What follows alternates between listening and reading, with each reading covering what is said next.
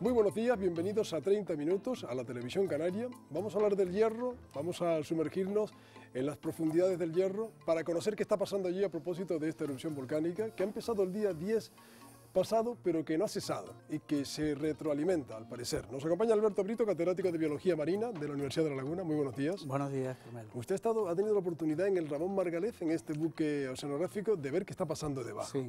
Esa es la primera pregunta, ¿qué pasa debajo? Bien, yo tuve la oportunidad efectivamente de estar invitado por el Instituto Español de Oceanografía a bordo del Ramón Margalef en los momentos en que se metió el ROV submarino. Y sí que pudimos observar algunos aspectos que son interesantes. Luego yo ya me desembarqué y el ROV ha seguido trabajando. Lo que se ve es que aproximadamente en 1,5 millas, alrededor de la zona donde sale el magma, pues no parece haber apenas vida. El fondo está cubierto de cenizas originadas por el volcán. Y bien, eso es incompatible en gran medida con la vida, ¿no? Fuera de esa 1,5 millas, ya en profundidad se empieza a ver vida. Y no parece estar los fondos en malas condiciones. Se ven organismos en el fondo, si bien no se ven muchos peces. Y también las gorgonias, corales, esponjas, etcétera, parecen estar en buenas condiciones. Algo que nosotros llamamos la capa de reflexión profunda, que es un conjunto de organismos pequeños que tienen lucecitas, que todas las noches suben a la superficie y bajan, y de lo que se alimentan muchos peces y también los sifios, pues está también en buen estado, y eso era importante comprobarlo. Luego el impacto fuerte, donde se observa, ya no es con el ROV, porque aquí no se ha podido acercar el ROV. No se ha podido. No, hay demasiada turbidez, un medio muy alterado, donde el ROV le costaba trabajar. Me refiero a la zona litoral, la zona encima de 150 metros aproximadamente, ya lejos de la zona de emisión volcánica, pues la naturaleza sí que se vio alterada extraordinariamente.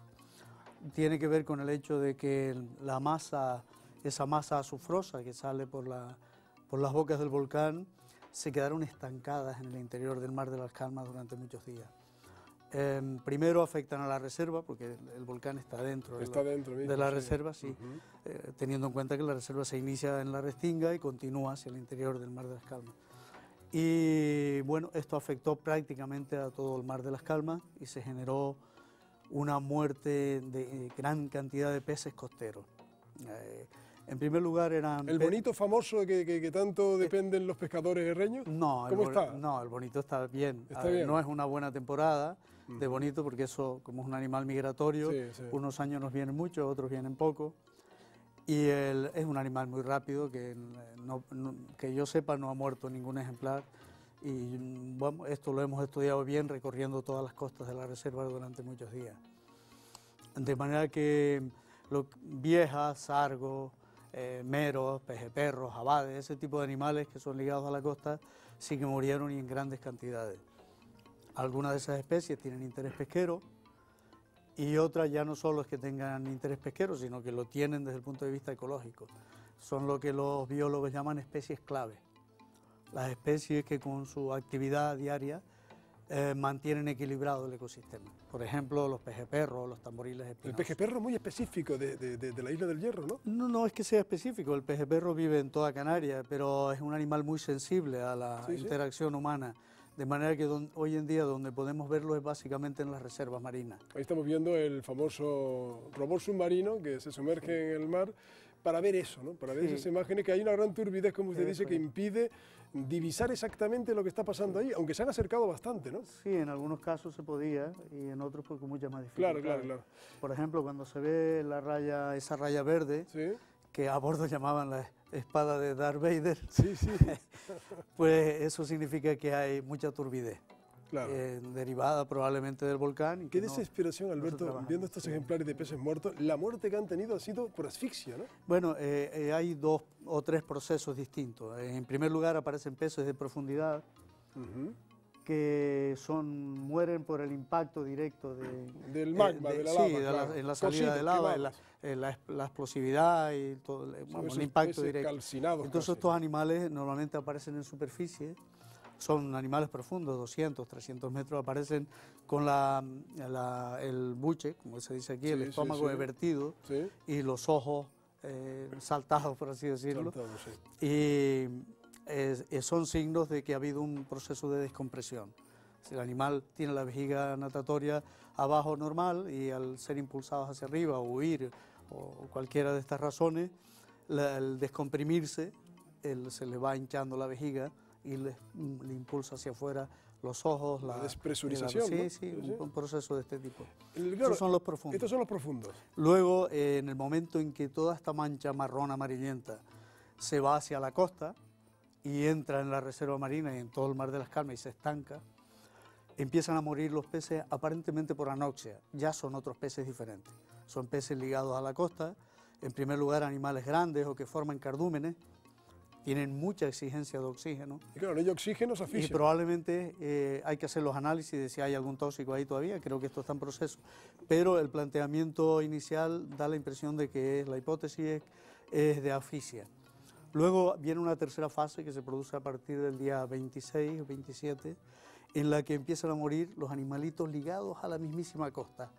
Peces muy pequeños, tipo peje verde, fulitas, enroncadores pequeños, etcétera, que son animales de mucha menos exigencia metabólica, menos demanda de oxígeno, por lo tanto cabe pensar que habían aguantado esa primera oleada, pero al mantenerse la mancha ahí dentro llega un momento en que entran también en ese proceso. O sea, los peces han podido morir por falta de oxígeno, pero también puede haber habido algún elemento tóxico, dice usted. Que bueno, eso no está descartado. No está descartado. El proceso indica que no, el proceso lógico indica que no, pero es algo que hay que estar seguro mediante análisis también. ¿Y por qué se piensa que no? Por la secuencia esta que hemos visto en la muerte, ¿no? Y luego también porque los peces de la piscina natural que hay en la Restinga, no sé si alguna vez la viste, esa piscinita en la lava, el agua ahí entra filtrada a través de la lava y se mantuvo limpia siempre el agua. Curioso, no entró la turbidez azufrosa esta y ahí hay una biomasa de lisas, abades, gallos, etcétera, enorme, de los cuales no murió ninguno. Y luego, por otra parte, nosotros desde el primer momento, la Universidad de La Laguna tiene investigadores de mi grupo de investigación allí desde casi el principio de mes, pues controlamos si morían aves, si morían cangrejos y si morían gatos, que son animales que comen los peces muertos. De hecho, se los vio comiendo en muchos momentos los peces muertos. ¿Con qué resultado? Pues hasta ahora no se ha muerto ningún gato. Con lo cual no hay ningún efecto tóxico. Ningún gato, ningún ave y ningún cangrejo. Y es un poco gracioso porque yo paso por la Restinga y les pregunto, hey, ¿han visto algún gato muerto? De momento no. De momento no. Y ya hay gente que cuando me ve me dice, hey, que no hay ningún gato muerto, claro, sin yo preguntarles nada. Si hubiera un elemento tóxico sería recomendable no consumir el pescado de esa zona, ¿no? Por ahí va la línea. De todas maneras, todo esto hay que corroborarlo, aunque algunos vulcanólogos a los que les he consultado me dicen que los procesos eruptivos en ambientes insulares, oceánicos, como son los nuestros, no suelen salir muchos elementos tóxicos. Su cantidad, me dicen que suelen ser insignificantes. De manera que esto es otra buena señal, por así decirlo. Sí. ¿No? Bueno, nuestro invitado Alberto Brito es uno de los grandes biólogos con los que cuenta Canarias, es un catedrático de biología de la Universidad de La Laguna, una de las voces autorizadas, como estamos diciendo, que ha tenido la oportunidad de conocer in situ qué pasa en el fondo del Hierro. Las preguntas son muchas, Alberto Brito, porque afectan a algo tan sagrado, desde el punto de vista ambiental, como una reserva marina que además usted diseñó. Sí, bueno, el equipo de investigación que dirijo en la Universidad de La Laguna diseñó la reserva en el año 95, después de muchos años de investigación. Creo que la investigación de nuestro equipo en La Laguna se remonta al año 81, cuando todos trabajamos con el profesor Bacallado, que luego al retirarse, pues nosotros hemos mantenido el equipo, ahora me toca a mí dirigirlo, y pues son muchos años de investigación, una gran cantidad de proyectos, y en el año 95 ya estábamos preparados para hacer bien el diseño de la reserva. Se la expusimos a los pescadores, se negoció los usos, los distintos usos en la zona. Pescadores muy responsables los del Hierro. Sí, mucho. Y fueron ellos al final quienes hicieron la propuesta con el diseño nuestro, hicieron la propuesta a la administración de crear la reserva. La gran mala pata de todo esto es que diseñan una reserva. Me contaron que uno de sus hijos bromeó con usted. Sí, Dice, papá, me dijo, vaya mala sí. pata. ¿Dónde la han buscado? En un volcán. Sí, en un sitio donde va a salir un volcán, sí. Pero claro, es que esta es una de las reservas más peculiares de Europa. Sí, lo es, porque tenemos que tener en cuenta que el Hierro tiene las mayores temperaturas de toda Canarias. Al ser la isla que está más alejada del Sáhara y también aguas son más calientes. la más occidental, las aguas son más cálidas, van aumentando la temperatura a lo largo del archipiélago hasta llegar a la zona occidental. Sí, sí. Entonces tiene una fauna y una flora más tropical que el resto. Y de toda la Macaronesia, si excluimos Cabo Verde, nuestras aguas son también, las del Hierro son las más cálidas. Y por lo tanto tenemos una naturaleza muy particular, con muchas especies, pero como las aguas son muy transparentes, muy limpias, producen muy poco. Digamos que tiene poco plancton, y así lo resumimos. Tienen poca productividad. Poca producción, poca Entonces, cantidad de peces. Eso es, de pero cada especie muy hay variado, pocos ejemplares. pero muy variado. efectivamente. Todo un museo. Se dice de que lo tiene podría. mucha biodiversidad, pero poca Poca biomasa. Entonces la pesca allí era muy dependiente de los recursos migratorios, tipo bonito, como hablábamos El bonito anteriormente. famoso, sí. Claro, pero el bonito en los últimos tiempos es muy irregular. Va y viene. Sí, hay años en que viene y otros años en que viene muy poco. Y eso se remonta ya al inicio de la década de los 90, esa irregularidad. Cada vez decreciendo, cada vez viene menos. Claro, ahí se vio una gran oportunidad en hacer que los recursos litorales estuvieran mejor que lo que estaban para que la gente pudiera seguir viviendo sin depender exclusivamente del bonito. Tenemos que tener en cuenta que los años que no había bonito se pescaba mucho en el litoral. Y como en los meses de viento no se puede salir, del Mar de las Calmas, sí. Hay la que pesca tener, se concentraba en el Mar de las Calmas. Y eso se producía en el Hierro, de tal manera que los pescadores podían seguir pescando. Sí. Eso es un elemento muy peculiar de la reserva marina, ¿no? Pescaban en el interior, entonces... Se mantenía de alguna manera... Claro, la reserva era ideal reserva, para eso, claro. porque la reserva no solo protege la biodiversidad, sino que tiene una zona donde no se puede actuar, solamente se puede hacer investigaciones científicas justificadas, es decir, que tengan alguna utilidad para la reserva. A esa parte se le llama la reserva integral. Es como si tuvieras un gran criadero. Hay especies integrales que no se pueden tocar. Claro.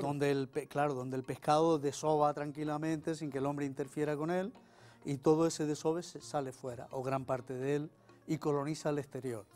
Aparte que en el interior llega un momento que hay tanta cantidad de peces que tiende a salirse, por eso que llaman la capacidad de carga. En un espacio limitado no pueden haber 10.000 meros, pueden haber a lo mejor 100 o 200, pero no... Y este pescado termina por moverse y los pescadores lo extraen en el exterior de la reserva o en la zona de la reserva donde se les permite hacer alguna actividad blanda.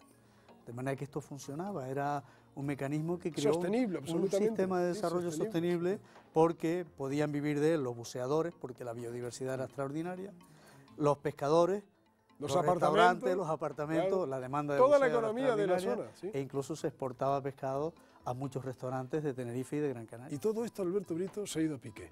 Ahora se nos ha ido a pique, sí. Estamos ya haciendo planes para ver cómo corregir todo esto en el futuro, en el momento en que la erosión cese.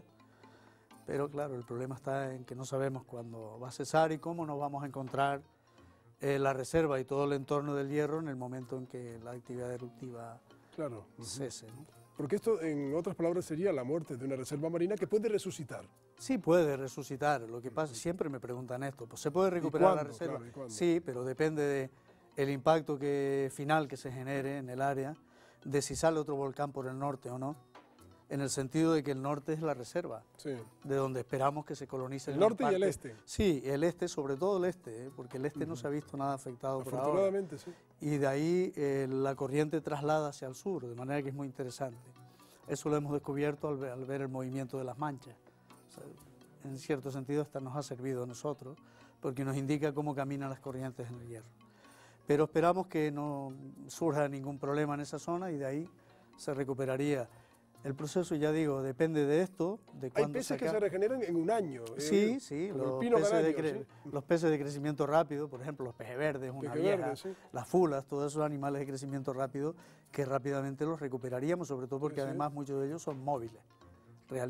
La vieja, por ejemplo, realiza grandes desplazamientos para desovar, es decir, las viejas del norte pueden perfectamente moverse hasta el sur sin problema en un año.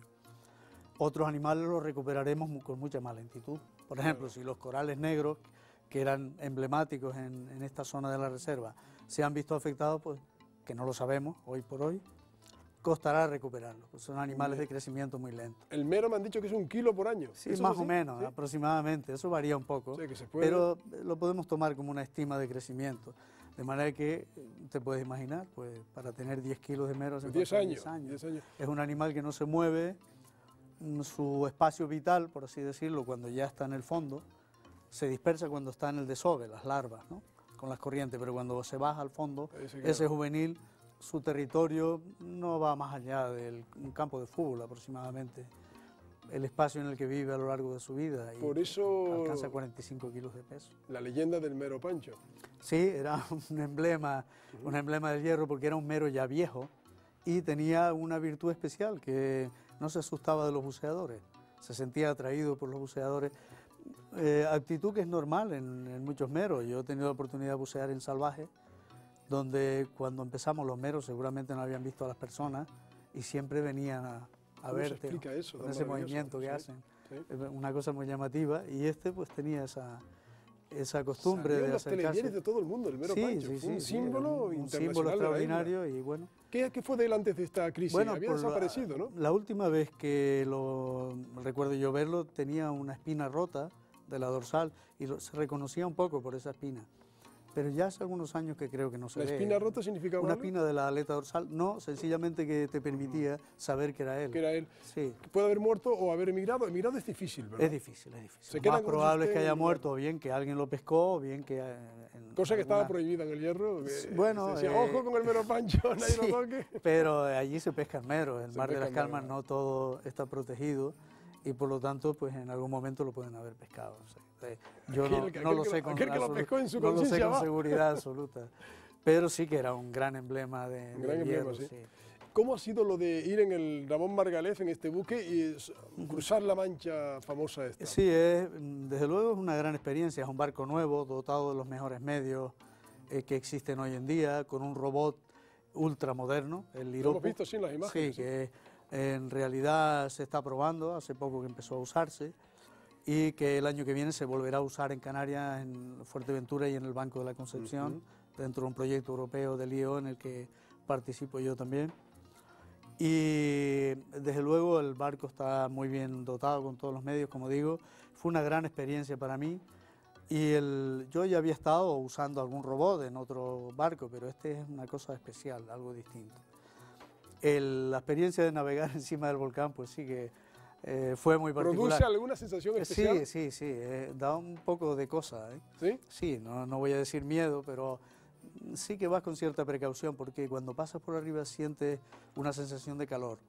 Te llega, hoy creo que el ITER midió la temperatura, habían 11 grados de diferencia entre la boca y lo normal del Mar de las Calmas.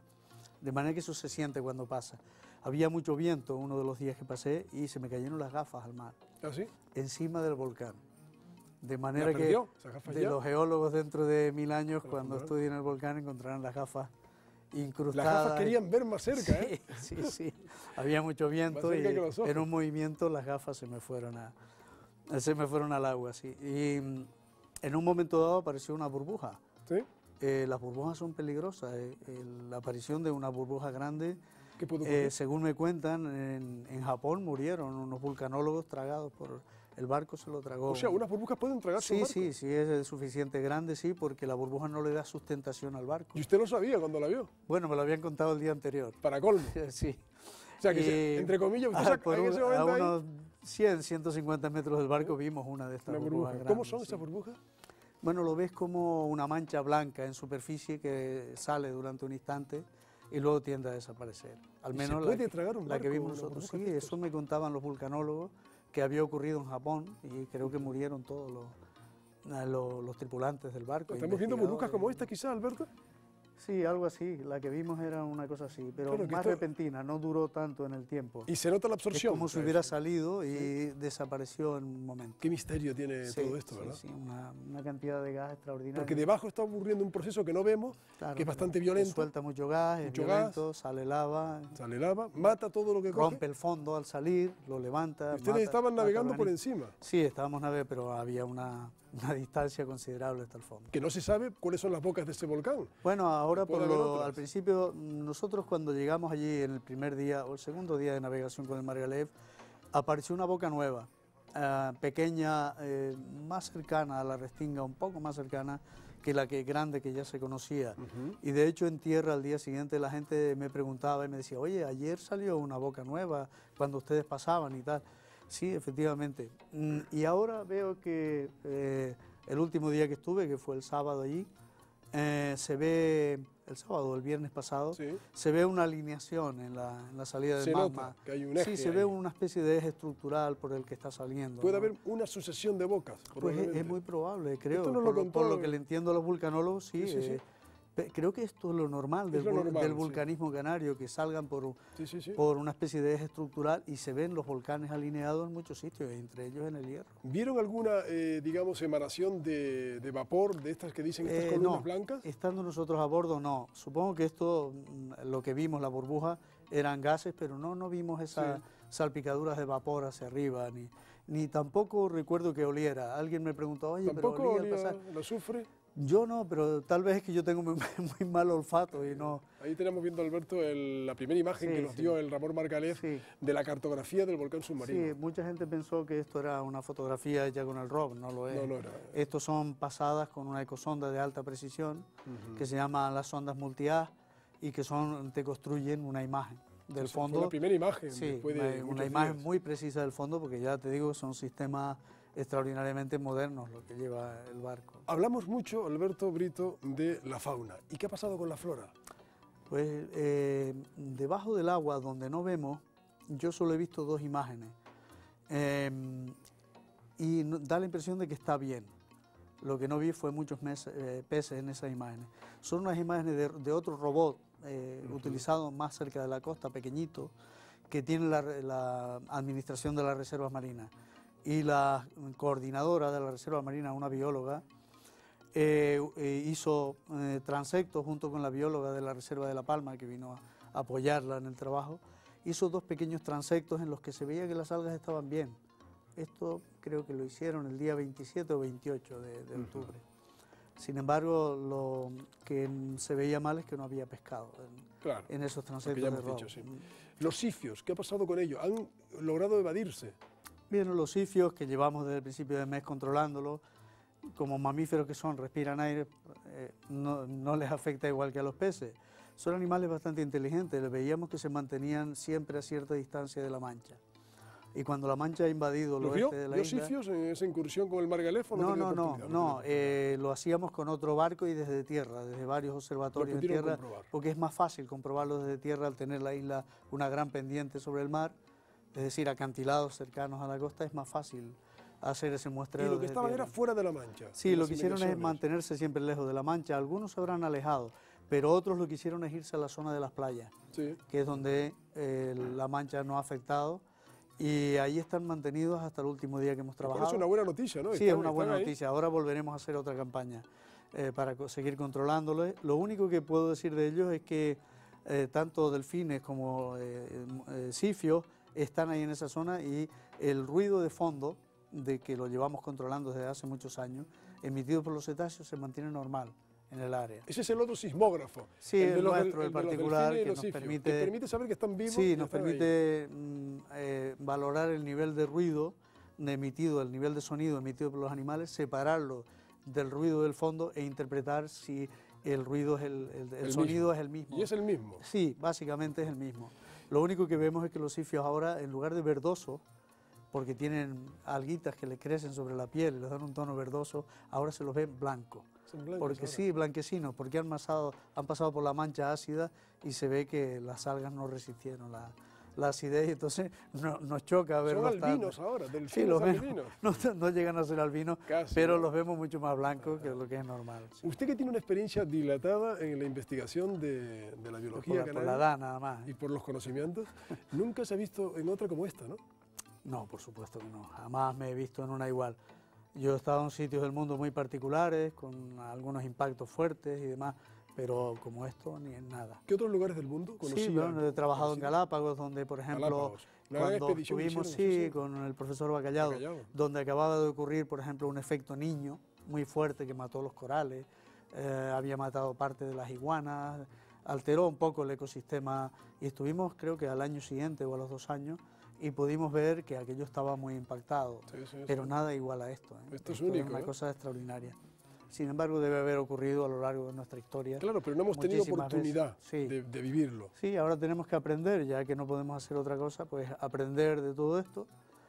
Y bueno, mucha gente me dice, sacarán un montón de tesis en la universidad. Seguramente, y demás. Sí. ¿no? Seguramente. Bien, no me consuela, pero sí, pero dará lugar a eso y a mucho trabajo, dará lugar a que haya una gran sinergia entre todos los centros de investigación, canarios y nacionales, como el IEO, por ejemplo, o los institutos